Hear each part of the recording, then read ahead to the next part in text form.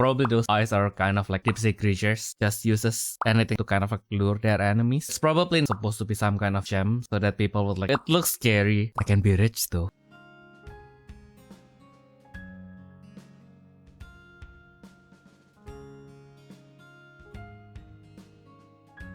Hello everyone and welcome back to the Refresh Step where you recover yourself for the main step. I'm yours for today, tomorrow and a foreseeable future, Theodore Lu. And I'm your Totus Battler in the UK and admin of the Battlespace English Wiki, Ayumu Seiki. Hello. I just woke up and I'm almost out of breath. Why did I wake such a long intro? But yeah, how are you doing, Ayumu? I'm doing okay. Yeah. Finally we don't record on the week where we are going to release the thing. I feel like recently when we try to catch up, I felt like, haven't we oh, right. It's because we haven't recorded last week, so we recorded this week. But like, technically speaking, we haven't recorded that week, so I was like, no, my sense of schedule is skewed. Kind of thing. But yeah. How was your week after you're finally back to your daily lives now? It was okay, I guess. Okay, let's there seems to be a deeply rooted psychological problem that we need to address here. I'm not a registered psychologist, but let's hear you out. Just kidding. What? Let's not do that. Okay. But anyway, I mean, I had a Wise Was local last night. How was it? Did you win? I got second. Oh, no, so you didn't win. I lost to Evil Corporation Disney. No, that's fucked up. You're not even playing. I was using Girls Bank Ride. That was really good. Describe that. Because like this is what shorts we're talking about, right? Yeah, well, I mean, I got tools to what was it? Basically, I got a brainstorm in the back row that will automate. So when I hit a climax, I can pay the climax and ditch a copy of like the brainstorm. Okay. And then and then just to like restock one. So basically, I'm filtering out like all the climax even if I hit them. So my stock will always be clean without any climax. I see. Yeah. I mean, I needed to ask because like, Watch Dogs is that guy is.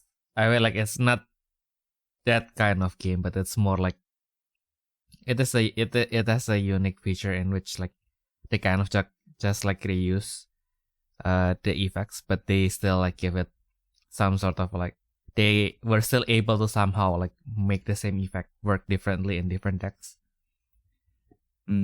Which is, I think, it's not something that others can replicate. So yeah. Yeah, that was I was discussing with one of my friends yesterday. Actually, like Wise is a pretty unique game. Instead, like it's simple, but not exactly simple enough to like kind of like just buy off as like a children's game kind of thing. And then because as you said, like they did it in the structure where basically every set kind of gets like just about the same cards. You know, it means that the power level is really balanced, and like your favorite series can still be consistently played. Practically even like after 10 years, depending how good they make them. I mean, obviously they're still really bad sets. Like I I heard that recently the Dan set, which was just released a month ago, like dropped its price by like half or something like that. It was crazy. But like yeah. It's what was I going to say? So yeah, I think like that's partly why a lot of like companies really try to replicate like the Wire Source thing, like Osaka, Union Arena, that kind of thing. It's because like they see like the effectiveness in like kind of like keeping up with like a lot of different series while like keeping like a generally playable meta. Which, to be fair, I really like. I mean, to be fair, like Wire Source is one of those games. I think it's kind of similar to Pokemon. Really, it is like easy to get in, but a little bit hard to master. And like a lot of the things, you look at them, you think they might be doing the same thing, but then like you're still slightly doing different actions than like your opponent like every turn and stuff like that. So yeah. Yeah, because I quite like it. Yeah. Nice. Yeah, because like I think like when we talk about like how simple or how complicated a game is, like we really like to kind of like just blanket everything. Like, oh yeah, if it's really simple to learn, then it must be like really simple to play like all the way, right?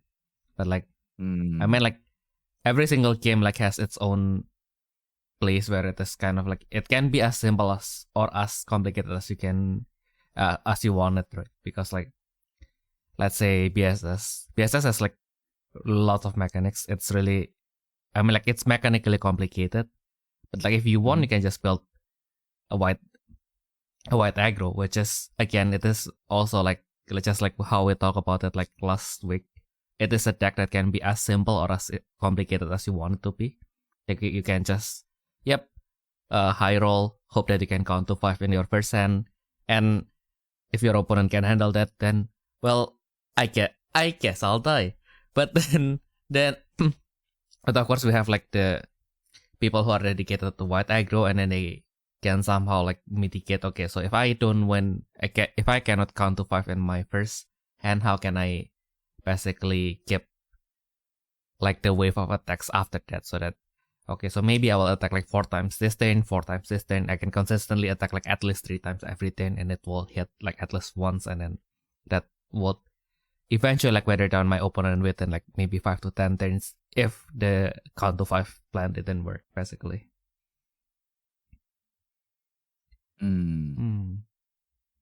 Yeah. Well, I was also like talking to my friends at like what do you call that? Yeah, the Pokemon EOIC. How basically if your game managed to consistently do like a 50-50 turns, basically like your win your win condition is basically like 1 turn away between like you and your opponent. As in like basically having close games, then like that's a good game. That's kind of how we think. Yeah, that's why. Nah, just kidding. I want to talk about like that's why I like the Diva format, but like now I play the 4 witches and it's really disgusting. My goodness. And then I try to play Sexia Tenma, and then it's disgusting in another direction. My goodness. Like what is like I thought like okay, so maybe it's just me that had like too small of a brain. Maybe when I I got the chance to play test with Toki like the other day, and then like maybe he has another idea, and then it was like no, just give up. And then but even then like we just like we are done testing like the decks that we are actually like comfortable with. Like, you know what, fuck it. Like he was just done with the MTG pre-release. He just gambled. So like yeah, why not? Let's while we are in the spirit of gambling tonight, let's just continue with this gambling thing. And then like okay, so I tried the, well, probably more popular build of Sexia Tenma, which incorporates the 10 Diva Next cards. And then Toki went the other direction, like, okay, so maybe let's not focus on the Sexia, let's just put her as a support. So he basically played Skullband deck, and then he just put like one Sexia Tenma and then like 3 of the, which one? The 10 Diva Prima. So because the 10 Diva Prima, when she advances, you can open your top 3 cards of your deck. You can take all cards. You can take up to 3 cards as long as they have all different teams, which in Skullpens that actually works out. And it is not exactly the cheapest, but basically because Skullpen also didn't use their soul core that much. So you kind of have to invest like in one turn to summon Sexia, because Sexia, again, like the one that I felt like made her really awkward is because she has a 3 cost with 1 reduction, and don't even know like why they needed to do that. Like she has like almost like even I think like even Mu kind of like outperforms her in a way, because like she's really a slow starter. Like if you get into 10 counters, then yes, she can be pretty strong, because as long as you advance something on top of her, she can protect your whole field. But like until that is kind of like, you attack, send 1 card to the reserve. So what ended up happening for me, like even outside of like playing with actual persons, so I tried to goldfish. Of course, after I built the deck, I tried to do some goldfishing, right? So I basically just played with myself, and then like imagining like some rudimentary scenario where something happens, and then like try to build my field. Like, I mean, like if your opponent has nothing and you cannot build your field, then there's something wrong with the deck already, right? And then like, so I tried to draw my first hand. I have like Sexia, of course, like because she's my contract spirit, and then I have Diana. Okay, so the let's call pen Diana. So I set that one down. I got 2 cores, and then wow, I have lots of cores now, and I have a Nexus on my field, so I have 2 symbols, and then lots of cores, and then I wanted to summon something from my hand, and I was like, the only thing that I can summon to slow me down this turn is Sexia Tenma. If I summon every single other card in my hand, I can basically fill my whole field. If I summon Sexia Tenma, I will summon Sexia Tenma, attack, and end my turn. So I was like, is it even worth it? So yeah, I don't know, but like I thought about that, and then I ended up like we played twice. One game, of course, I lost because miserably, because like I summoned Sexia Tenma, and then I have like 2 cards in hand, and I'm facing Skullpen, so he just hit me. He just count to 5, and then I had nothing. I think like I had 1 diamond wall. I survived 1 turn, and then he counted to 5 again, because that's what they do. And then the next game, I really have to start with like a 10 Diva next preparation on my first turn. So I don't even know if you wanted a Grand Walker inside the stack. Maybe Magoichi is still a better choice. Maybe. And then basically with 10 Diva I mean, preparation. Magoichi. Actually, no, Sexia Tenma. Yeah, that's kind of tough because she doesn't have any teams as well. I think Nessus is my better, because I'm also thinking like Sexia Tenma, you got other Mirage that you want to be constantly setting as well. Exactly. Yeah. Yeah. So probably just like Lily. Yeah. Like 3, probably like what, 2 Lily, 3 Sengoku Fest, 3 10 Diva preparation. Exactly. But that's the entire problem. I have 0 Sengoku Fest main stage. And yeah, it's a skill issue. Yeah, it's a skill issue. What can I do? Skill issue. Yeah, I even ran out of 10 Diva preparation. Like I have like now on my desk, I have like 4 decks, and I am basically now missing the 2 Lily that I sold. Yeah, I sold my extra. I have like 8 Lily. I sold like 3, I think. And then I am missing, of course, I only have like 1 set of Magoichi. One of my deck uses 3, my other deck uses 2, so I kind of just use proxy between them, I guess. And then the other awkward thing is the elusive Sakura mystery. Because, elusive Sakura mystery. The one that says you a yellow mirage for free. Yeah, because that's kind of busted in 4 witches, actually.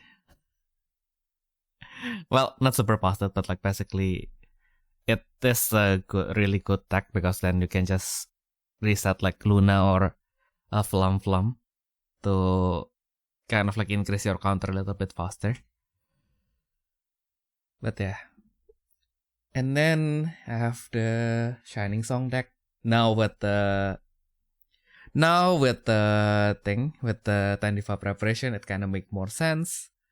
Can kind of like just build your field. You just look for Jan. You then look for Habi Darling to look for your Grand Walker, and then you set your Grand Walker so you can drop your Reoba to the trash, so that you can win maybe in turn 2 or turn 3. And then we have Grand Siesta, of course. That's the deck that I put all of my money in. And then we have Sexia Tenno. So yeah, that one game where I actually won, I think I basically just just summon everything. Like, I think Tokyo also kind of brick, so I kind of summoned the Sexia Tenma, and then like next thing, it did some things, I can handle it, and then next thing I just summon Chakumi. Like, I even didn't know what else to put inside, so I put like the original Jakumina kit. The one that searches for absolutes or secret swords. Yeah, there was an original one that does that. Yeah. It's been a while. Exactly. Because I also no one, let's be honest, no one uses Jakumina kit. Yeah, except for me and Like, Tokyo. But yeah, I think like I saw someone on Twitter using it, so I was like, yeah, but is it even worth it? But like Tokyo talked me into it because like Sexia Tenma herself is absolutes, and then I'm bringing like lots of Tandiva next cards anyway. Well, by a lot I mean 6, but yeah, still. That means like 6 cards that also have sacred swords. And then like I have the 10 party Jakomina kit as well, just because she gives me like 1 draw and she has 2 teams. Like, that's the only reason I brought her, but like it kind of worked out in the end. I mean it works, yeah. But yeah. And also she opens 4, which is kind of rare in Diva, I think. Like most Diva opens only 3, so like here you can dig a little bit further. Also because the deck is kind of like Yakarioran as well. Like because the rest, you discard the rest. If you discard like any Banri, then that kind of works out for your burst as well. Just like the Hyaka Song Princess can fetch like any Yakarioran. Like what was this again? The Savior Diva can give you another life if you summon a Banri. So that kind of works out, I guess. But in the end, I just flooded the whole field attack until he only has 1 life. I magically was able to keep attacking until I have 6 counters, and then now he only has 1 life, right? And then I top deck the Earth Style. And then I still have like 5 spirits on my field. So I just Advent, enter my attack, counter +2, shoot 1 life. Yeah. Yep. Lamau. Is this how you are supposed to play Sexia Tenmo? Like, even in the first game, like I ran out of hand, right? Like you know, in desperation, what I did. I paid 9 cost to reduction, 7 cost to hard summon the Earth style Sexia 10. What the fuck? Like the only thing she does after that is like discard burst when attacking. So of course, after the first burst is gone, like Toki has no more burst in his deck anyway, so she's like literally a vanilla with 2 symbols. And then like there are some situations in which her PP is already kind of like good enough to kind of like pressure him, but like he still has like 4 life, so like he doesn't have to block, so he didn't lose any of his important stuff. Like if only like if I could have attacked a little bit faster and I can drop him to like 2 lives, then maybe it can be something. Yeah, but like you don't really attack early with Saxia Tenma, do you? Exactly. That's the other problem. Do you want to attack early? But like, because also like with the 4 witches, like I also have like the same thing in mind, right? Like because I kind of like my build is kind of like a quote unquote fun build, because like what I wanted to achieve is basically like a one shot, because like Flamsandria herself has like like the bigger Flam, like the cost 8 Flamsandria generally has like 2 symbols, and then so basically you attack and then you use the 10 party Luna to increase their symbol by 1, and then you have Pale Celia bit like increasing all the Twilight Cortex symbol by 1, so you have 4 symbols, and then you have Magnolia Miser to shoot another life as well. So well, technically you will have like either one of these 3 and then you can shoot 3. Because like you will still have to attack for your tempo anyway, right? But yeah, in the end, I didn't know why. Like before this set, I thought like 4 witches is like one of like the heavy, like their weakness is like they are really heavy. But like with this particular build, I don't know. I always win like with like 5 like at least 5 spirits on my build. Like it's wow. I actually like spam. Good. Yeah, it's actually like, that's why this makes sense, because you spam your stuff and then you hit. I mean like that's a simple part that connects with my brain, because I am a really small brain player. All that I know is like I summon a lot of big guys, hit. Yes. Wow. Exactly. So yeah, speaking of big guys, I think like last week we had like lots of things to do after the podcast, so we didn't really talk about the news. So let's kind of like catch up a little bit on some of the interesting cards that has been released for the upcoming PS72. I even already kind of like forgotten like the code, because the set will be coming in next month in May. So I was like, what is the set code again? Already forgot. Like what is it again, actually? Yeah, it's I even haven't like tried to translate it yet.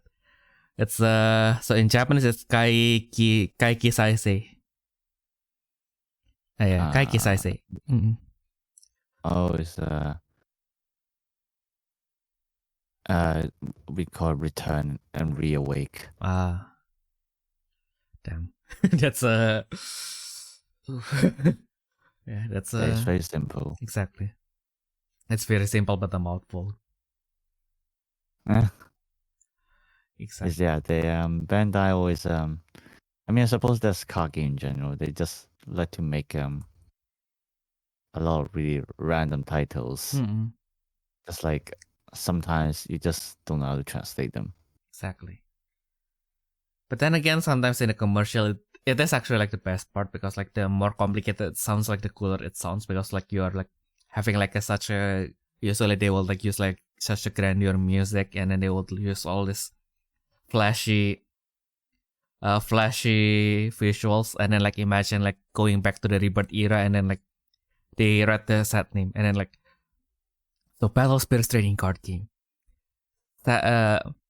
Who's the Rebirth Saga Volume 1 Returner, and then compare that to like, let's say like Battle Spirits trading card game. Wait, what? Contract Saga, Return of the God Kings. Like there's just such a difference in impact from those two, right? Like I didn't do good job for that, so like maybe I'll have to do a retake later. But yeah, also like I don't know. It's probably because for them it's katakana English can sound cool, but like because for us it's just normal. So like the Japanese titles are actually like feels a little bit cooler, maybe. Yeah. Well, as I said before, like Mm-mm. the grass on the other side is always greener. Like Japanese also thinks like English is really cool, stuff like that. Yeah. And when they do like the Hindi dub cards, I was like, oh, I heard that. It's near me. It's kind of in my culture. Wait, what do you mean? No, because like the early history of Indonesia is built by like Hindu and Buddhist kingdoms, right? So like lots of like the Indian legends kind of like the Indian myths was kind of like how to put this. It was also in Indonesia basically. Like we even have our own like Hindu folklores. That is basically like yeah. So like if you heard of Gatot Kaca, he's like the OG like superhero from like the folk tales. That whenever people wanted to make some kind of like oh yeah like Indonesian superhuman, then they will usually just especially if they don't really well, not especially if they don't really research, but like the lowest hanging fruit is of course Gatot Kaca, because like you see how they describe Gatot Kaca, he's literally Superman, but like it's been developed for like hundreds of years ago, but he's just literally Superman. He can fly, he has body of steel, and then I think he can shoot lasers as well. So like yeah, he's just literally Superman before Superman was cool. But yeah, that's funny. You know what else is funny? You know what, Ayumu, when I said that, yeah, Nyx is probably going to have Darklings as their minions, and then you said like, no, there's no way that pretty lady is going to be a Darkling because Darklings are flops. See. Oh yeah, I haven't shown you my screen, but like, see, she has flops for as her minions, Ayumu. That's a very weird blob as well. Not gonna lie. Exactly. Why does that blob needs to have a mouth, and then its eyes are inside that mouth? It's probably just a opening to its actual body, but yeah, still. I don't know, man. It's called a sand mouth, so maybe it is just a mouth. So probably those eyes are kind of like, like some deep sea creatures, because there's no really light. They kind of like just uses anything that is like shining to kind of like lure their enemies. Maybe, yeah. Yeah. So it's probably not supposed to be ice. It's probably supposed to be some kind of gem. So like, so that people would like, it looks scary. I can be rich though. Yeah, maybe. Yeah, kind of made sense. It's kind of like it's the beauty. Yeah, it's the beauty of the design, isn't it? Oh yeah, like true. Like I actually really like the designs of Darklings in general. Like what? Jelly. Creepy stuff. Yeah. Jelly. Love jelly. Like jelly is probably one of like the most basic Darkling, but it is certainly when it is actually in play, it's kind of like one of the most terrifying cost zero to be fighting against. Like, what do you mean you discard one card from the top of your deck and you get to shoot two of my cards? Like, this is not the performance that should have been had by a cost zero card. Like, what the fuck? But yeah. So as usual, okay. So basically, it also plays into Nyx's mechanics. So Nyx basically do stuff when her cores are removed. So this guy basically remove one core from Nyx to the void, and then by doing so, you discard one, draw one. A standard purple mechanic, but usually not on a cost 2 with one reduction. So that is pretty nice, I guess. Also, while it wouldn't core charge to Nyx, when it attacks, you get to give 1 core to Nyx as well. So it kind of works out, I guess. And as usual, it's purple. It also activates when it's destroyed, even by yourself. Yeah, I mean, the important part is more just ramping up counters, isn't it? Exactly. Yeah. No, I say that I was kind of like, should I take those amethysts? I said that myself and I'm about to get rope into that. And then now there's 2 really cute koala and then they're going to rip my face off because I can't really hold self-control is not in my nature, apparently. Bruh. But yeah, now we have to imagine it Arcana Beast Spade Koala. Yeah, I think because like they are trying to bring back. Koala. Yeah. What do you mean, pay koala? A spade koala. Spade. Oh. Yeah, spade. All right. Yeah. It just got a little bit noisy out there. Just couldn't hear that. No problem. I can repeat it how many times you want. Spade koala. Freaking hell. Yeah. Like obviously they kind of wanted to bring Imagine Braves. It's kind of like the cycle, right? Like now they have introduced all these new mechanics. It comes for like 1 to 2 sets and then it's gone and then now it's coming back again. As usual. So basically if you have Imagine Brave in your field or in your open zone, this card is unaffected by opposing effects. And your spirit form Imagine Brave basically. So yeah, basically returning to the BS38 times where you have lots of spirits that basically are just there and they quote unquote cannot be touched. Of course now we have piercing, but like it's not as easy, right? Yeah. Still basically a mana source that gives you draw. Once per turn, when you summon an Imagine Brave, you get to draw 1 card from the bottom of your deck. Oh, okay. So now it's different. I thought like, oh yeah, it's a mana source. It's going to be there. It's going to give you reduction, but like if you don't get your drawer, it's kind of just there. But I guess that kind of works because like then you can just summon the koala on turn 1, and then like if you break, usually like summoning your Imagine Brave out like early wouldn't be the wisest choice.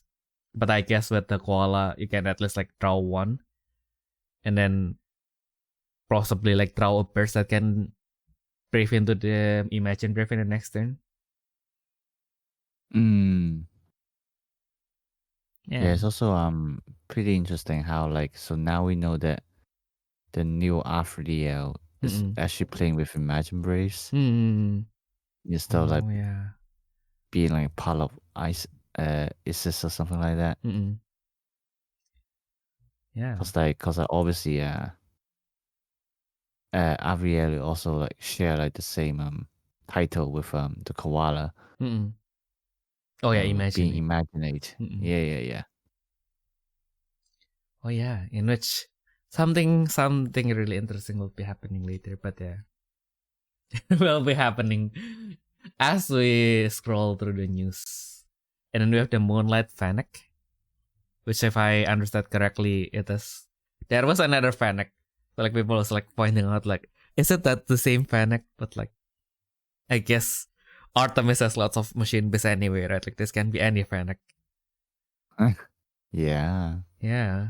And then like retaining with the machine base style, like quote unquote swarming policy. So like when your spirit is depleted or destroyed, you can retain one of those spirits that got destroyed, and then you can summon from your hand a machine beast or an Imagine Brave that is cost 5 or lower from your hand without paying the cost.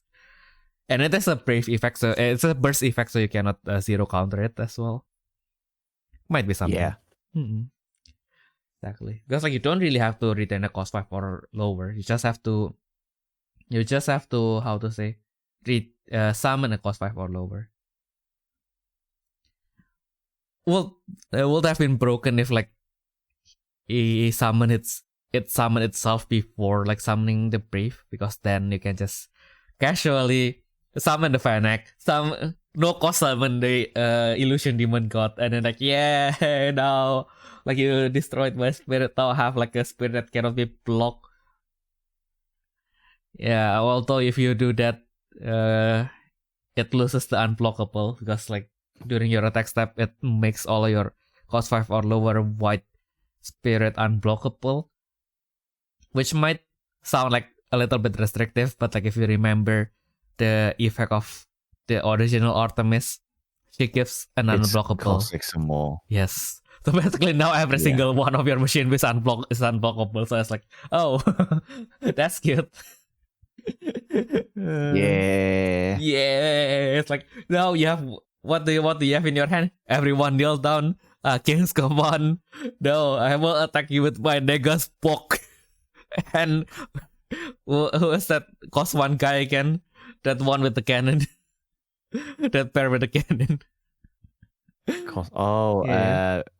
Panther Weasel, right? Yeah, that weasel. That sneaky little weasel. Wow. Imagine like, yep, I know that you just casted King's Command. Like, here is my 3 weasels. What out do you have against this?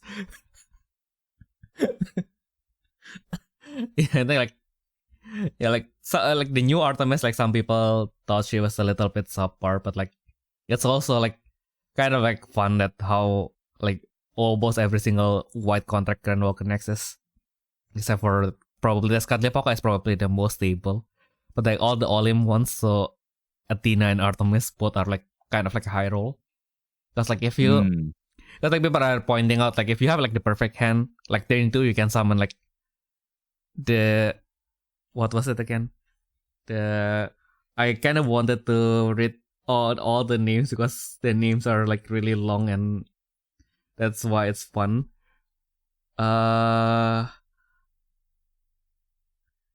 It's the cost 9 Mega Godzilla. What was it again? That thing, right?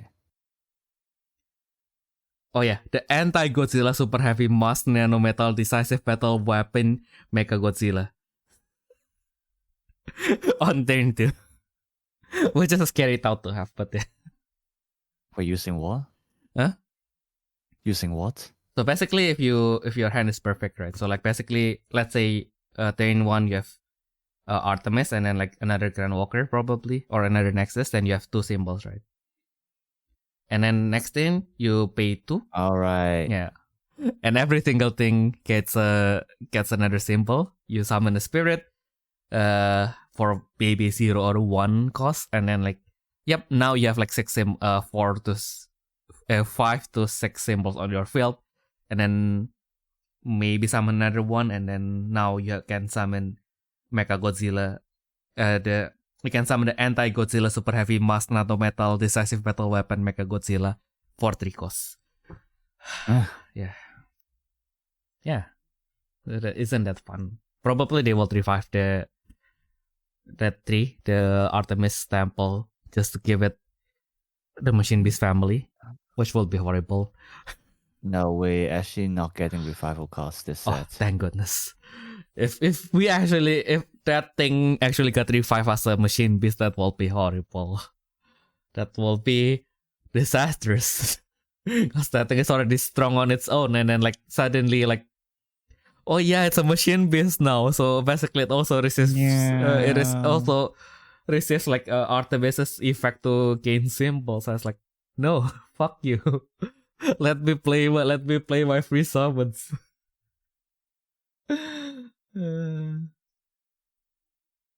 that'll be crazy. Exactly. I do wonder what the new finisher would do. Yeah. Cause I feel like at the end people might just go back to Griffin. Exactly. Like yeah, Darkness Griffin acts as like, yep, he's the goat. He's the goat. Exactly. No, he's not a goat. He's a griffin. Oh, true. Probably he's a griffin. He has a griffin body, but a goat at heart. Okay.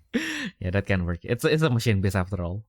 Like who could have guessed like what they are like before they got modified into a machine base, right? Like maybe Excuse me, are you assuming his identity is 2025? Come on. I'm assuming the base AI model that is used for its brain. AI don't have human rights, Ayumu. Yet. This will age poorly, like someone on 2225, like when AI actually has like human rights. Well, probably like some kind of rights that is equivalent to human rights. Like someone will find this podcast and then they will try to cancel our descendants. No, our descendants. Because like 2200 to 25, like yeah, I mean like with how the technology is progressing, like maybe we can live to 100 now, but like I guess like 200 is a little bit too far fetched. Like nah, man. Yeah. Now even in Japan, like the average like life expectancy is like 85, I think. Like the lowest is like 83. So like jumping from there to like 100 is a little bit too far. It's a little bit far already. Wow. So like 200. Well. I mean, we still got like 50 years. For the healthcare to improve. So we'll see. like let's be honest. If you like even like extend like 1 year every year from like now, you know, we'll probably be able to reach like 100 on average by the time we get to 80. Yeah. Let's do that. I don't know, man. Like I don't know, man. Yeah, like I think like what I wanted now for now is probably just I wouldn't mind like living until like maybe like 85 or 90, but like at least I want to still be able to walk on my own, go to the toilet on my own like when I am 90. So like that's my only wish. I don't need to live until 100. True. Yeah. Probably the best wish, not gonna lie, at that age. Yeah. Exactly, because like I don't want to say that I only wanted to live until 60. I'm already 30. It's in 30 years. It's basically like my whole lifetime. And it's a really short time, 30 years. So yeah. And also like now in Germany, like the retirement age is like 67. So like, yeah, what do you mean I will die before I retire? Like that's not fun. That doesn't sound like fun. But you know what is fun? What? Double braving. Because fuck Nuaza, isn't it? Am I right? Oh my god! Like even today's brave, just like fuck Nuaza. Fuck you, Noah. Yeah. It's like I guess you can. I mean, like in Bridget, it's kind of like a fun option if you want to play like the flavor deck, because like technically like Toa's main contract Granule Crystal Brigade. Like kind of like if you want to play for the flavor, it's kind of fine. Like it's not a direct support for Brigade, but it can work. Nuaza. Nuaza tuh.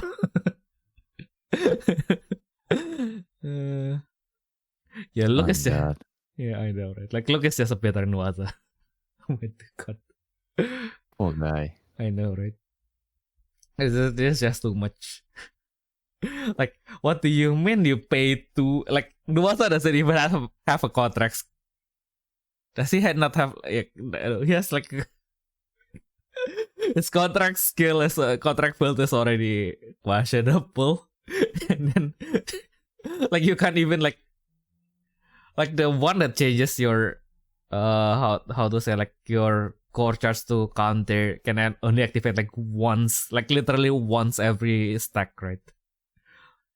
Like if you use his core, like his new core charge, and then you like drop 3 spirits, it's not like you can add 3 counters, right? You can only add 1 counter and then like 2 cores onto Nuaza, right?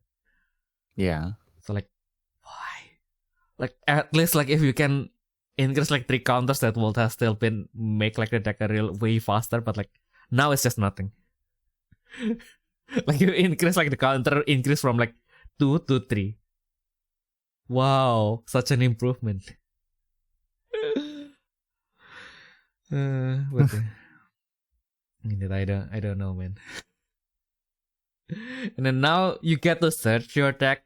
So open 3. From that you can either search of you can even search for like how do we call them again? Like Kenzoku's follower. And then either that or like his exclusive family. So you can basically just use like all the other Grandwalker, the contract Grandwalker support. Like he didn't even limit it to just red. So you can even search for Gigotul. Oh no, it's only for brief. Sorry. I jumped my gun. I didn't read that far. Proof that trading card gamers don't read. They can summon a Saga Brave card that has that family without paying the cost. And then the rest can go to top or bottom. You can like even if you miss everything, you can still like manipulate your top deck. Wow, this is a yellow effect. Like this is not supposed to be red. Like what the fuck? This is our thing. Don't go stealing our things. Fuck, red is always the bully color, and they never win. Like what the fuck? They always take everything else, but like they never win. It's like you did all this and you didn't even win. Like what the fuck? Llama. Like yeah, whenever like red like goes into the meta, like it's going to be like really simple, like Petit Glow, like it just destroys everything. But like whenever red kind of like takes like the gimmick of other colors and incorporate them into its own, like the deck like seems really threatening. If you face them, it's really annoying. But in the end, the record like never shows, like for some reason. So yeah. Oh yeah, true, yeah. So we'll have to see if the curse will also fall into Lu.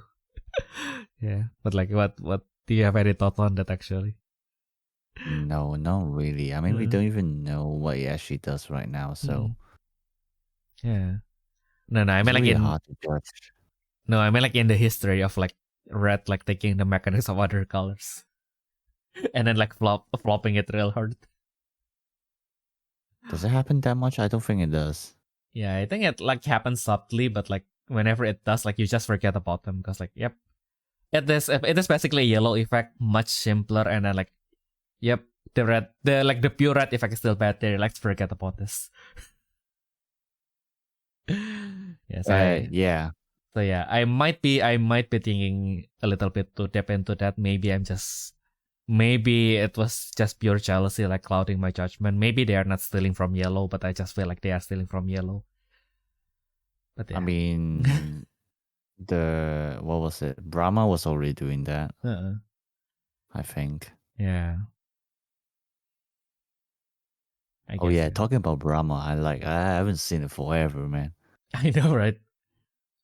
Like it was really popular when it came out, and it's just gone. Haha, token spam, and then it's dead. Yeah, and it's gone. And it's gone. Exactly.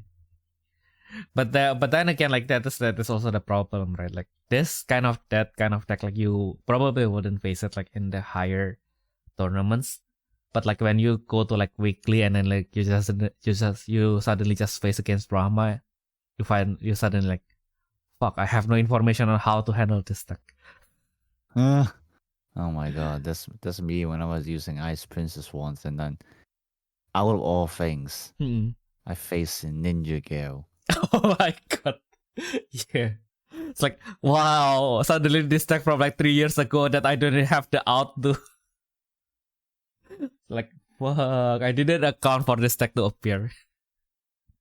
Yeah, basically, yeah. Which is so dumb. I know, right? But yeah, Ninja Gale is fun. I kind of wanted to play Ninja Gale again. I just wanted to have like 30 spares on my field, theoretically, and then like in the end, you just threw all your core booster and then like, yep, guess I'll die.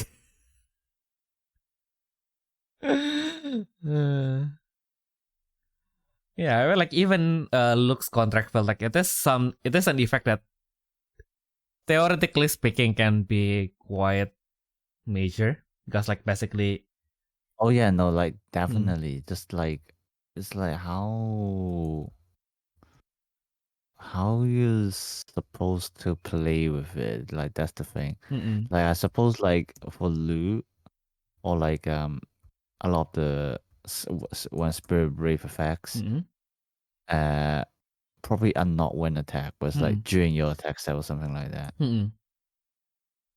Yeah, because like I don't see Lu getting Grand Forces anytime soon, really. No. That will be fucked Yeah, up. so it's probably like constant effects on spirits and then just slap it on the Lu, something like that, I guess. Yeah. So we'll have to see. Also, like maybe he will get like 2 to 3 briefs that are exclusive to him this set. So like. Oh no, definitely, yeah. Yeah. So we'll have to see from there. Oh well, we already got Answerer already. Actually, Yeah. well, Answerer doesn't really goes along with contract field, but oh yeah. yeah, yeah, because Luke doesn't tag. At least as we know for now, you know. True. But you can see like from like the red reduction, yeah, it's supposed to be for Luke. Let's be honest. Exactly. So we'll have to see. Next up, of course, we have everyone's mommy. Everyone's you got mommy. We have the contractor of the dark night. The night darkness. Nyx. Oh no, Ayumu is quiet now. He's bowing to the queen. Yes, that's why he's not speaking. And I mean, good, I guess. Yeah. Actually, to be fair, she's really good. Let's be honest. Yeah. I mean, like people are saying like, no, why is she lackluster? Like, what the fuck do you mean lackluster? Like you can constantly just increase the level cost of all your opposing cards like every single turn, like no matter regardless of it being your own turn or the opposing turn. Like what do you mean is lackluster? Like what? Like have you played Battle Spirits with an extra level cost? That shit is horrible. The best part is that you can combo with Snake Vision. Exactly. That's probably why they have like a new ban list up in May 1st. No, I don't think Snake Vision is going. Yeah, I think because like Snake Vision isn't problematic in the first place. So like, I doubt they're like, you know, let's just ban Snake Vision because we made this new card kind of thing. Because like if they were wary of Snake Vision, they wouldn't make Nyx to be like affecting the whole board. Like maybe target one spirit or ultimate. Oh, but that will be shit. Not really though, will it? I don't know. Maybe if you remove like the once per turn same name, it will be a little bit more trickier, but like still pretty strong. Yeah, like exactly. Yeah, like there are ways to get around Snake Vision if they really want to. So exactly. Yeah, I don't think Snake Vision is going. Yeah, no, I was just being a hater. Because like also because it kind of like it goes in as how to say it is still kind of like a defense that is like still characteristically purple, right? Like to use Snake Vision like effectively, you still have to build your field. So basically, you have to use your one draw. So you can't just one draw and then like hoard your hand. You still have to use the cards that you draw with your purple effects. And then you still have to be able to affect your opponent, and then you basically use all this core manipulation technique to kind of like stop your opponent's attack. Unlike white, which just outright like, yep, nope, no attacking for you, no, stay there, no. But like purple, you can still kind of like, yep, remove. And that's kind of like how to answer to white kind of thing, because like, yep, you pay a little bit more, but you stop everything from attacking. Exactly. Also, her contract skill is kind of like a built-in Snake Vision anyway. So like, yeah, that's it. That's just an extra icing on the cake. Yeah. Also, I just realized that her level cost, like the level cost increase only affects spirits and ultimate, so I guess that's kind of... Well, I mean, like, that's probably the balancing, because, like, if you affect Nexus as well, that would have been broken. That will be really broken. Your Nexus is now a spirit. Face it. I'm going to choke it now. Your Sengoku plays a main stage. It has a soul. That'll be so funny, yeah. Exactly. Okay, it's probably going back to like the early battle spirits, right? We used to have like this dark spirits, which basically their thing is their level 1 cost is 2. Like, I think as a simple gimmick, maybe in the future they can add this kind of like Nexus that is supposed to be some kind of like maybe like support character, so they kind of have to have cores on them, but their effects are a little bit stronger than normal Nexus, because that's kind of like the trade-off, right? Like, they hold your Nexus, they hold your cores, they cannot attack, but like they give you like a slightly stronger effects. We're gonna be a blue thing. Yeah, that can work. Basically, yeah, just end step, give you a free draw 1 in blue. And yeah, this is the Artemis that we have talked about earlier. I thought I wasn't keeping track of like the thumbnails, although I can see everything, but like I forgot that these 3 Grand Walker Nexus are still there. That's of course. But yeah, at first I thought like the new art style that Adachi Sensei was like going is just by Yosuke Adachi, right? Why do I suddenly forget? Yosuke Adachi. Media. Yeah, who is the artist for Artemis? Grand Walker Artemis. It's in Adachi. Yeah, it's Adachi, right? Yeah, because he draws all the Olymps. Okay. Good thing I didn't forget that. Yeah, that's like, I think like when her art was first revealed, I think like Adachi Sensei also said that, yeah, basically I wanted to go to a more like a mature style kind of thing. And then I at first like from afar, like she kind of yeah, and then she kind of looks like more into like how like Western DCG characters are drawn. But now I don't know what changes. I think it's just a little bit of a zoom in, but like, yeah, this is definitely like a Japanese style character kind of thing. I don't know why. It's just something that ran to my brain. Don't know why I needed to point that out, but like, yeah, Artemis is gorgeous as always. Yeah, that's the point. Yeah, that's kind of all the point. Like, I think like I actually like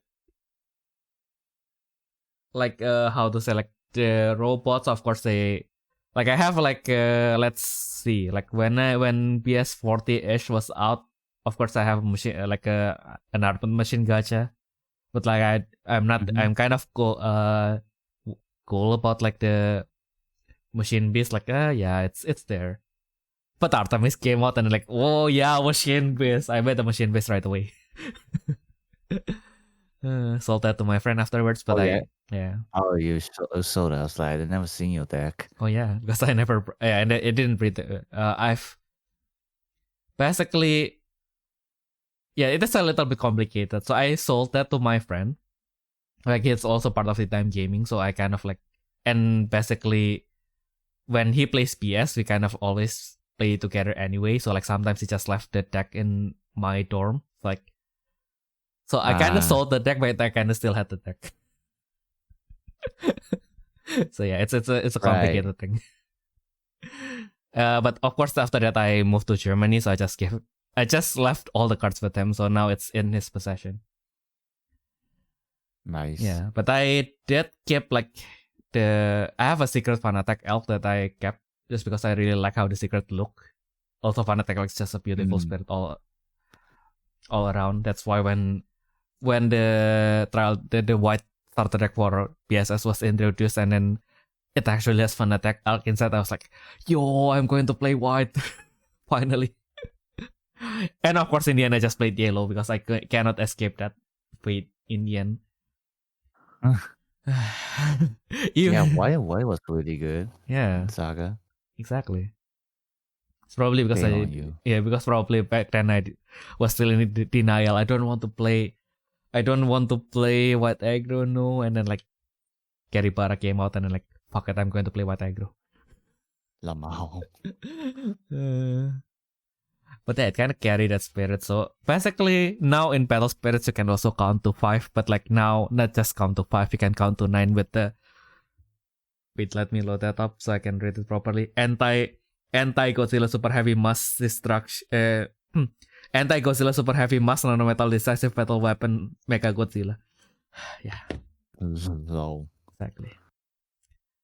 Yeah, I think like people like are a little bit disappointed with her contract field, but I guess like her contract skill is already good enough. No, the contract feels pretty okay, I think. Yeah, I mean like disappointed as in it's only okay. Because like well, I guess like if you compare it to like the old Artemis, then it kind of like you are kind of like comparing like the Skatlipoca and contract the Skatlipoca, right? Or like Hephaestus and the contract Hephaestus. Yeah. But like I guess like with the contract skill itself, like it does kind of like make them kind of like, yeah, so these are two nexus that are supposed to work together. Exactly. Which is like, it gives them more synergy than other Grand Walker nexus that are supposed to be like the support of their original version, I think. Which is like, look at Ares. It's like it doesn't even need the old Ares now. Exactly. Which is really funny, I think. And which is why it's kind of like better. Yeah, they just like made a better version. Exactly. Who are you? I'm you, but better. No. Well, then I'm actually really surprised we don't see like a lot of Zeus right now. Yeah. Because I thought it would be good, but apparently not. Yeah. I guess like Gekiha is still too strong. But like even if Gekiha has kind of like the reason, it should still kind of like show up as like the second choice of something, right? Like it didn't even like, even as a second choice, I think like people still prefer maybe like Patiglo or like even Hades. Oh yeah, true. Yeah, like there are a lot better second choices. Yeah, exactly. So I was like, huh, why is nobody like picking up Zeus as their second choice? Although like technically now you can kind of like plot your field a little bit easier, so you can kind of like how to say, you can kind of like use the old Zeus's contract skill, the grand skill a little bit easier, the one that gives you the extra thing. But I guess in a way like limiting your nexus to only Zeus maybe kind of like hurt it, because previously you can just spam your shimtone and like, yep, draw one. But like now you have like one contract Zeus, you have to wait until it has 3 cores, and then like you get to draw one. Who knows? Yeah, true. Yeah, maybe. Yeah, and I mean like with red, it's always the subtle difference, right? Like one, like when it costs like one more, it actually like costs like one more, like because like it's kind of like becoming a difference of whether you can draw cards from your deck and then still play like defensive magic next turn. Like with other decks, it's kind of like with yellow, I'll just draw all I want. Everyone kneel down. Everyone only costs 1. Kind of thing. Well, that's the point about yellow, yeah. Exactly.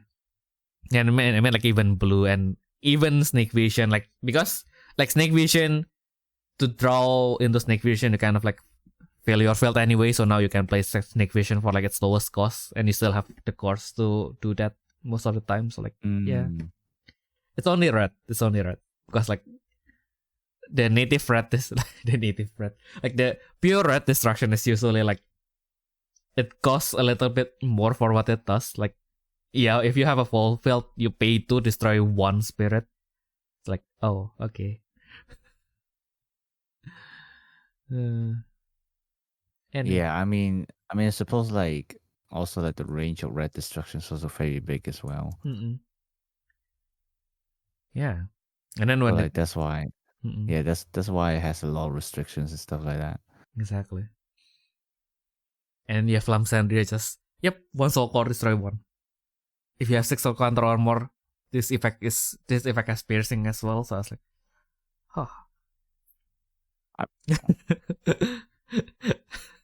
Well, she's an X-rare, so I think that's a bit different. True. Also, the managing the soul core is a little bit awkward.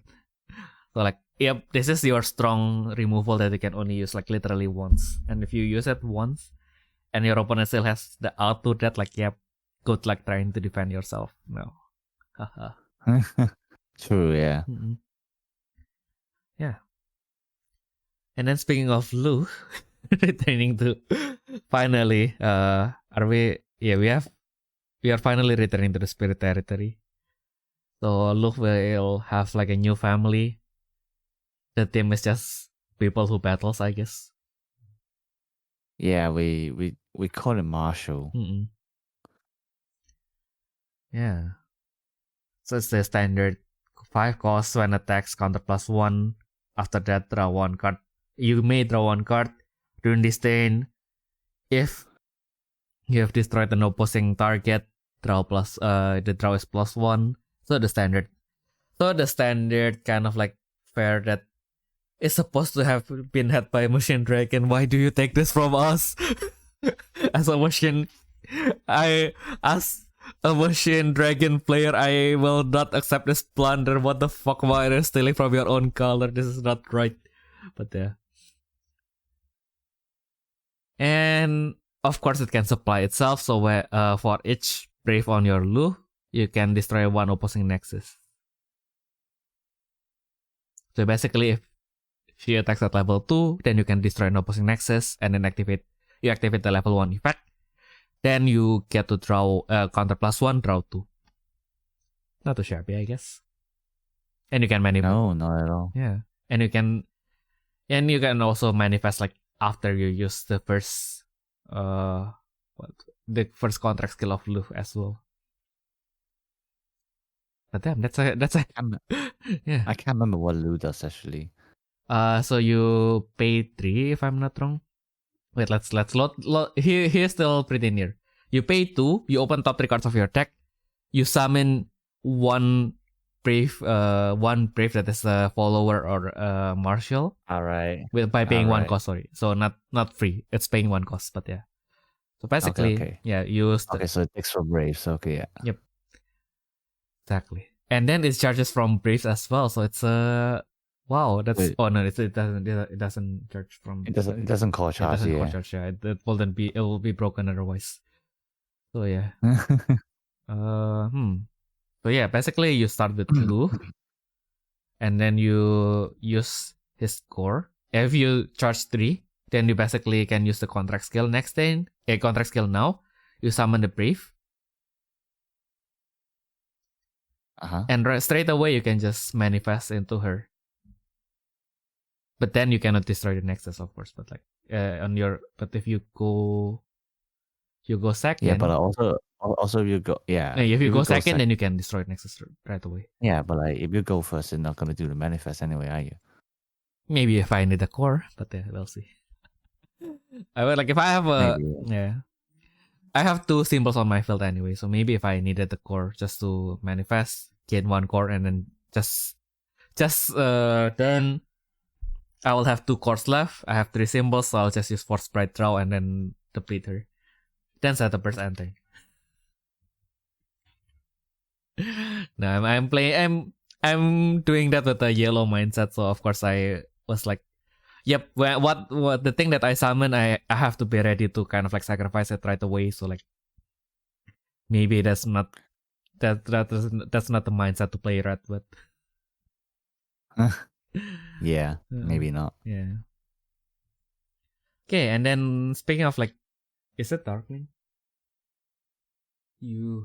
I mean, if it's purple, it's a Darkling. It should be a Darkling, no? Should be. Yuma is Darkling, Okay. yeah. So do you know Yuma is actually a pun? Yeah. I remember all the things that you told me, Ayumu. Just kidding. Right? It's not I tell you that. You told me in the podcast. It's Oh, from right. yeah. Oh, I have really bad memories. That's why I remember everything for us. No, just kidding.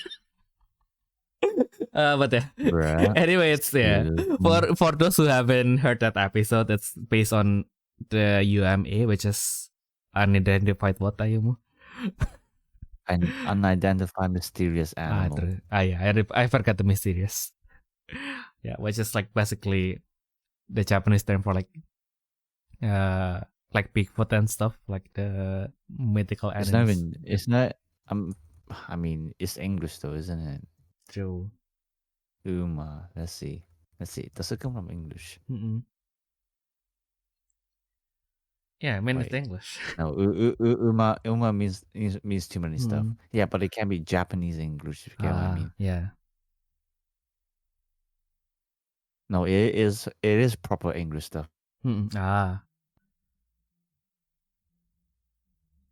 Nice.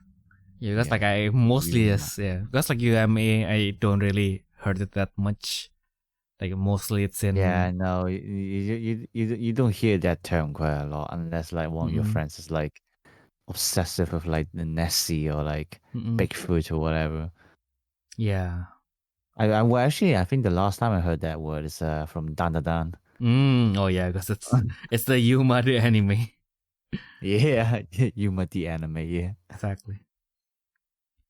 Yeah, when it attacks, it's a cost to as well. So that's probably why Nyx is how she is. So basically, Kara wanted to incorporate lots of like the smaller spirits. And what does Nyx charge actually? Good question. Cost 3 or more. Cost 3 or more. Okay, yeah. Yep. Oh, even the Brave, she only charges from like the Yuma Brave. I mean, that makes sense. Yeah. And then, okay, so it can summon a Nyx from trash or soul state by paying 1 cost. When you do so, during this battle, all opposite spirit gets an extra level cost. And it activates from level 1. Damn, that's actually pretty. Yeah. Oh, it's only 1 spirit, but I mean like when you attack with the spirit, it's probably going to be the early game. Your opponent will probably have only 1 spirit anyway. It's like damn, for an early game card, this is like quite strong. Like even like even without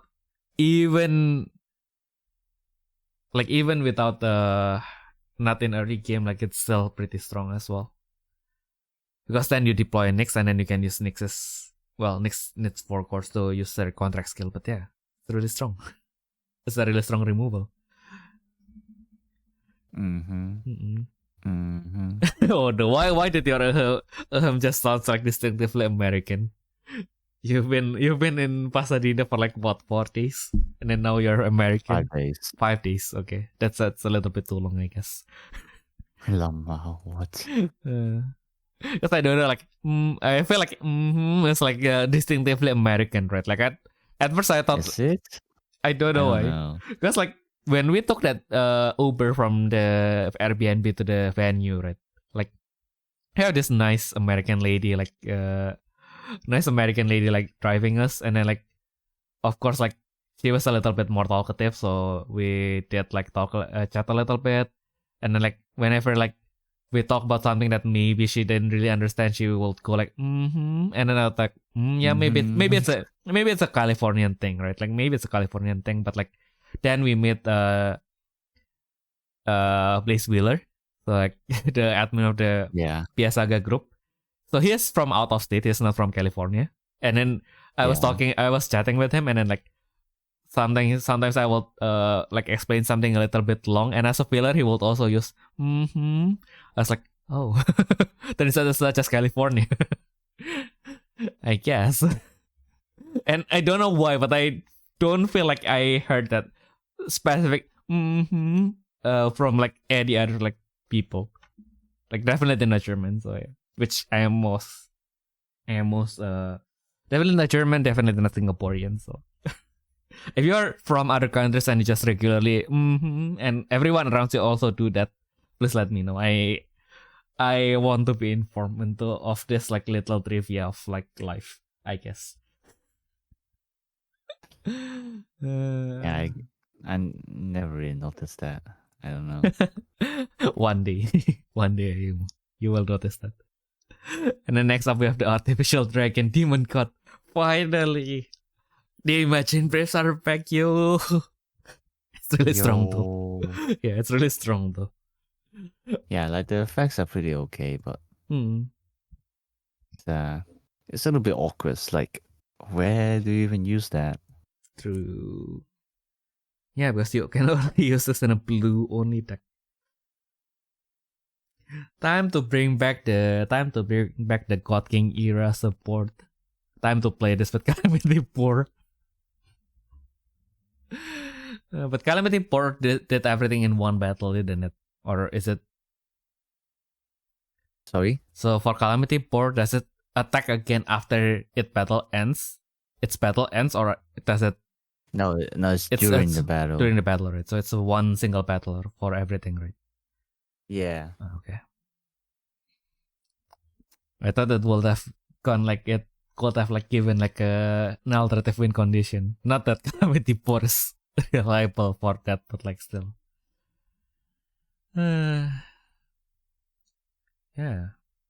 Yeah, but then now that you mention it, like the left one make it really strong. Like the left brave one, when it braves to cost 6 or higher, it made it really strong.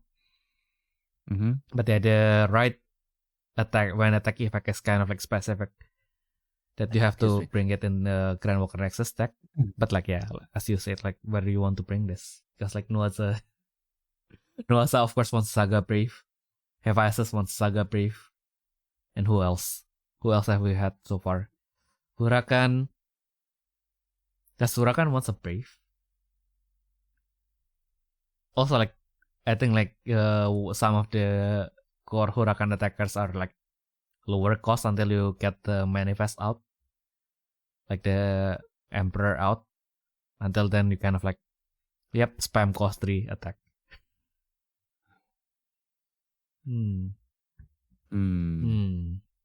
Yeah, now that you mention it feels kind of like awkward now.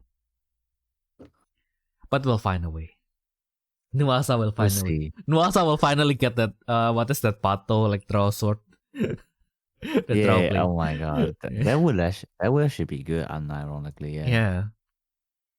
Because like you summon a brave and then you get an extra effect. Also, right? why is this demon god not like Scalosto? Oh yeah, that would have been really why are you making it generic? Just make it specific, bro. Yeah, like just give it Scalostal and then like when attack effect just give one card to Nuaza. That would have been that would at least make things a little bit more clearer, I guess. But yeah. And then we have the favorite card in my set so far. Probably going to be my favorite card in the set, period. This is my spirit animal. The Imaginate Barista Penton coffee. The Imaginate Barista Coffee Penton. Coffee Penton. Yeah, coffee. Coffee. Oh my god, I keep forgetting to buy coffee, like instant coffee. No. I want coffee now. Yeah. You can just come over and then I will make you coffee. Not the instant one. I'll make you the good coffee. Yeah. Well, actually, if there is... I need some good coffee. Exactly. There is an easy way, actually. If you don't mind your coffee cold. Because I really like cold coffee, right? Like I don't like that. I don't like them most of the time. No, not in the UK anyway. Fucking hell! Like yesterday was cold as fuck. No. You have to. Yeah, I mean like cold brew. Well, I guess technically, if you want, you can just make a cold brew concentrate and then maybe apply hot water to it. But what the fuck? No. Yeah, I mean like generally speaking, like you do cold brew because you don't want to cook the beans, right? So like if you put hot water on it, then it's basically like defeating the purpose. So yeah, maybe no. I was just playing with the idea. But like, because cold brew, basically the concept is you don't even have to put it inside the fridge. You basically don't use hot water for it. You basically just use room temperature water. You probably can just get a French press. And then if you can get like some, I mean like, I don't really find it in Germany, but like in Indonesia, some stores, you can buy beans. And then you can have them like they have like a grinder in store, so you can just ground them. So basically, if you can get one of those, we just ground them on the coarser side, and you buy a French press. Then you just put the coffee in room temperature water for like.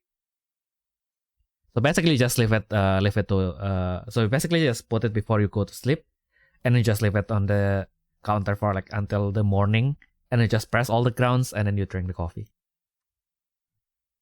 Yeah, that's probably that's probably one of the simplest way to do like cold brew.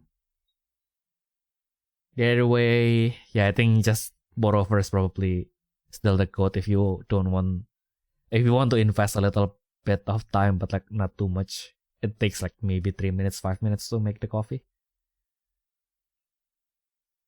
So yeah, that's and also will be a game changer if your kettle can kind of like stop at like certain temperature. Like mine can stop at like 80 degrees. So like, yeah, that's like generally speaking, like not generally speaking, like this is a knowledge that I got from a coffee company. So I don't know how accurate this is, but like according to them, like the ideal brewing temperature for coffee is like 78 degrees Celsius. So that's why I set it to 80 degrees and then I just left it for a little while. Then hopefully it will drop by then.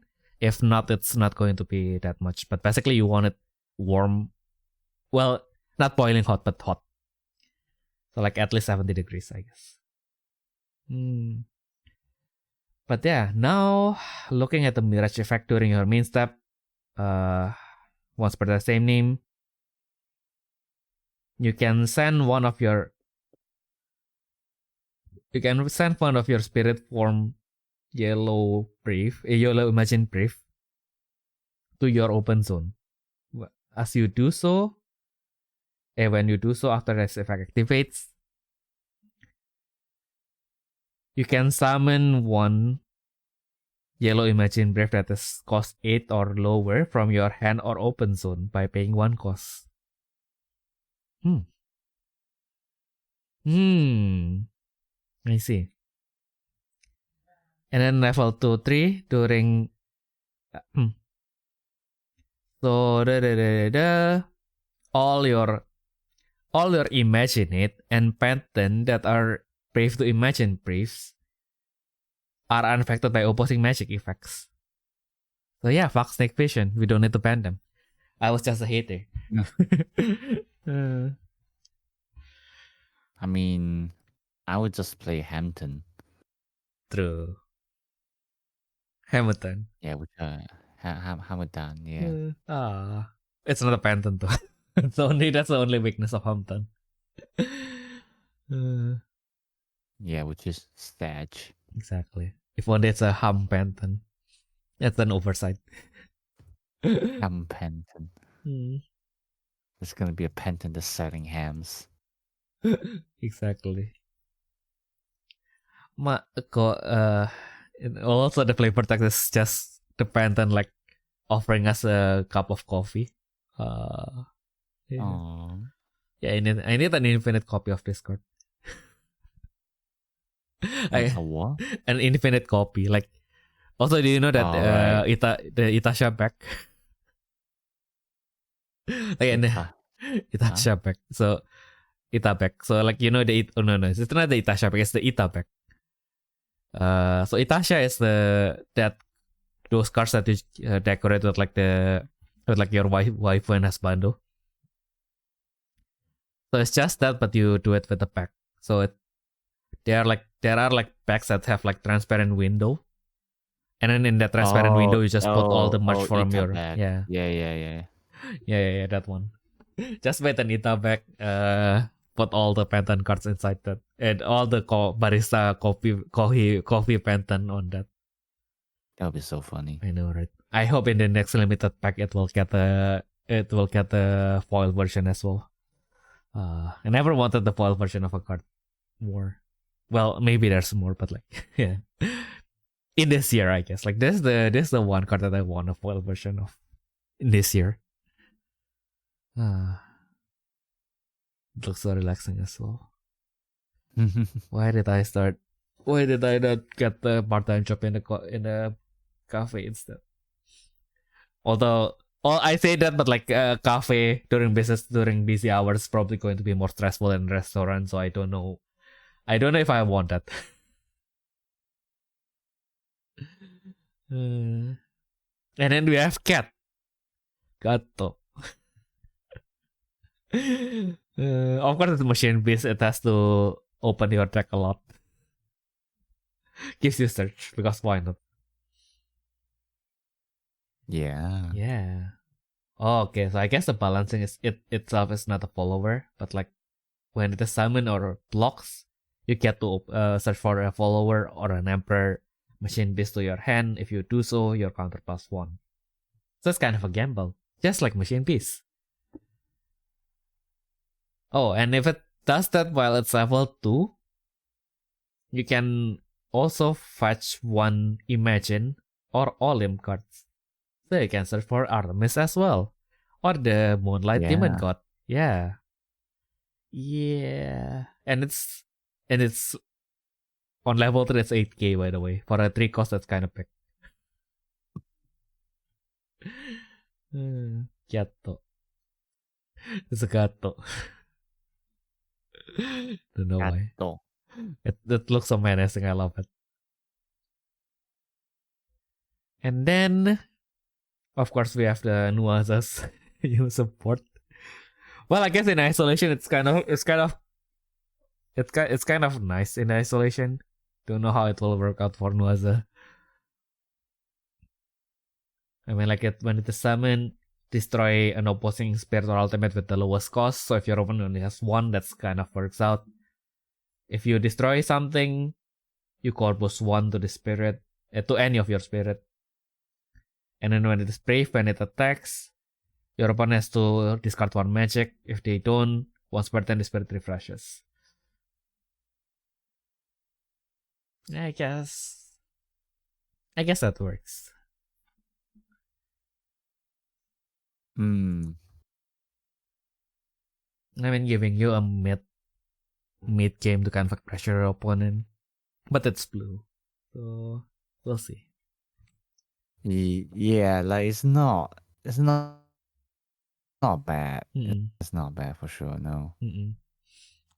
But like yeah, it's the usual blue. It's a bunch of strong cards that is like fighting against each other for you to draw them. And then you use strong draw, and then like, fuck, all this. I have 5 cards in my hand. I don't want to discard any of them, but like, I don't know which one to prioritize. I have to prioritize. This is stressing me out. This is not relaxing at all. This is supposed to be a game. Like, why do I need to min max everything? But like, yep, I will. Fuck, I will ditch this too. Okay, this is it's not pretty. I will ditch the guys. They're not pretty. Lamau. Yeah, and then like we were like not exactly complaining, but like we were like kind of like, how to say, like, yeah, I guess like the artificial dragon demon god can be a little bit more specific, and then this guy takes the cake for being really specific.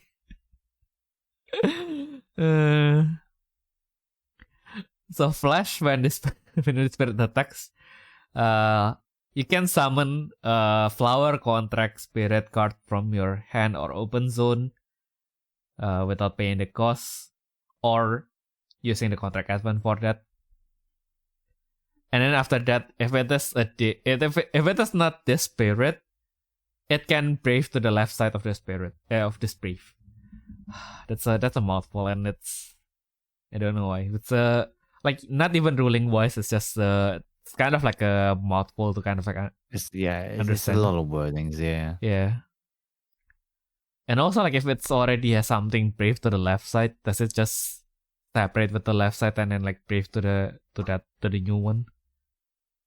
I don't know. Probably have to see the rules, but probably not. Yeah, probably like, you not, probably right? just cannot brave. Yeah. Mhm. Yeah, they could I mean, like, they are already like wrote so many texts at this point. Like, they could have just added like another line to kind of like confirm, like, yeah, if the spirit already has a brave, you cannot do this.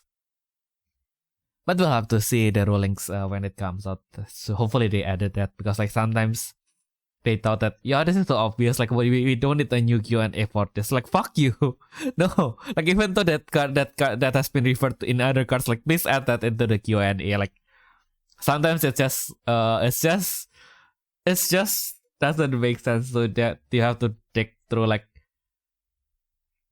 the first card in like the 30 cards that have the same effects that are like released like 3 years apart from each other. Like, don't do that, please.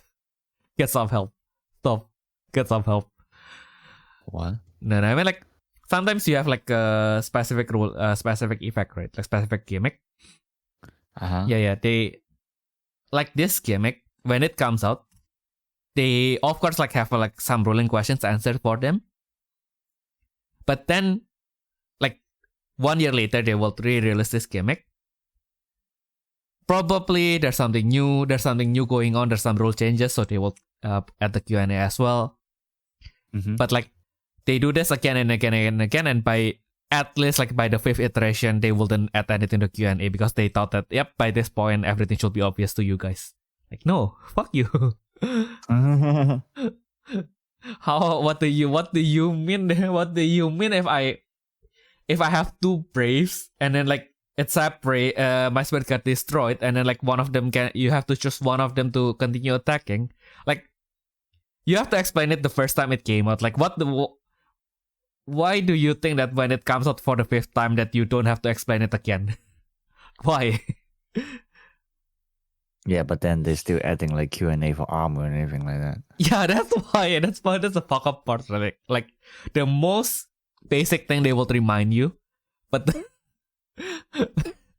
like they will give you like a card that has like a specific gimmick that you are not really sure like how it works, and then like you see the Q&A like, oh, is this card treated as 6 color when it is in the trash? Yeah, this card is treated as 6 colors in the trash. It's like, what the fuck do you mean? That's the only Q&A for that card. Explain something else that I needed to be clarified for. I can see the card. It has 6 colors. Of course, it's going to be 6 colors in the trash. Fuck you. Hey, it's hard to be passionate and coherent at the same time. It took the best of me. Sorry about that. Sorry for my outburst. Lamau. Yeah, the left side that can only brief to a flower contract, which furthers like cements like what this guy is supposed to do. It gives you a symbol for each symbol that it has. So basically, if you use the Super Ultra Contract Advent Frau, it's going to give you Corpus 3, but at that point, you'll probably have more anyway. And then after that, you refresh the spirit, which is probably the important part.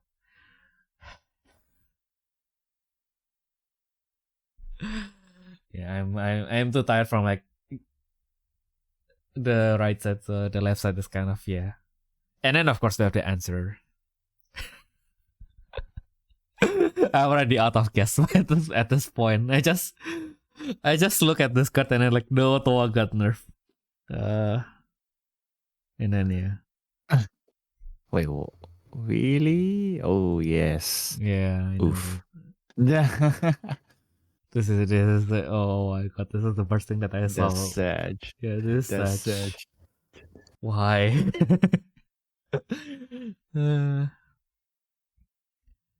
And yeah, it will be, well, I guess like flavor wise, Toa is supposed to be contracting the Celtica Grandwalker Nexus, so I guess that kind of works.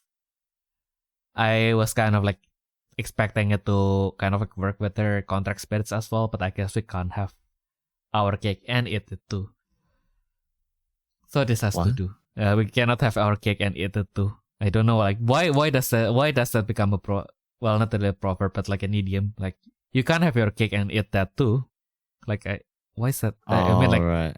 well, like what do you mean? I can if I have a cake, like it will be for the express purpose of eating it. Like why can't I eat that? Or does it refer to like the rest of the cake? Or does it mean like if you have like a slice of the cake, you can't like really eat like the rest of the cake kind of thing? Which I don't know. Yeah, which probably make more sense. It's like, yeah, sometimes in life like things are like divided, like distributed for a reason.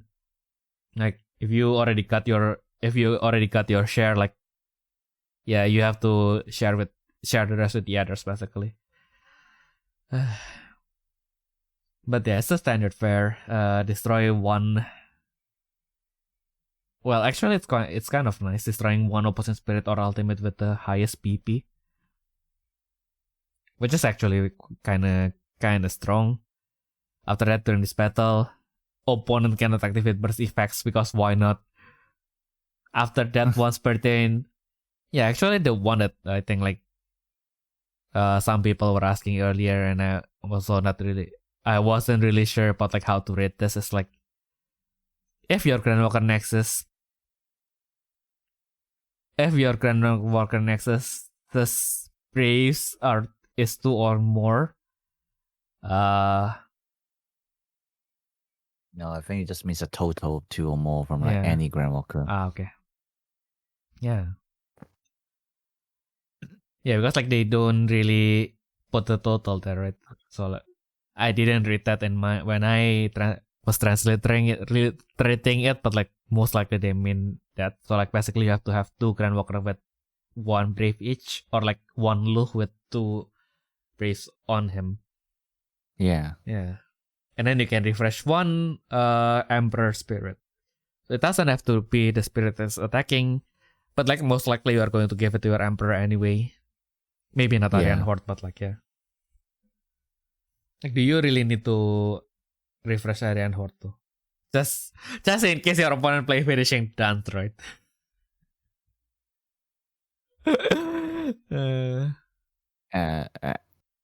Brave to who?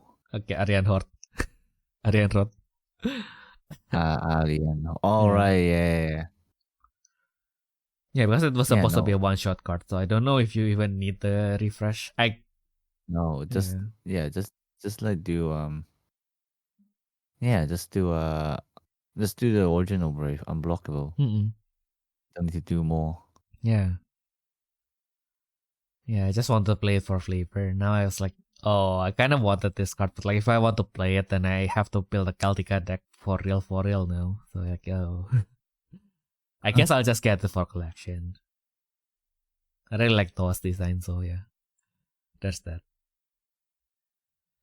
Yeah, I'm actually out of guesses because of that one.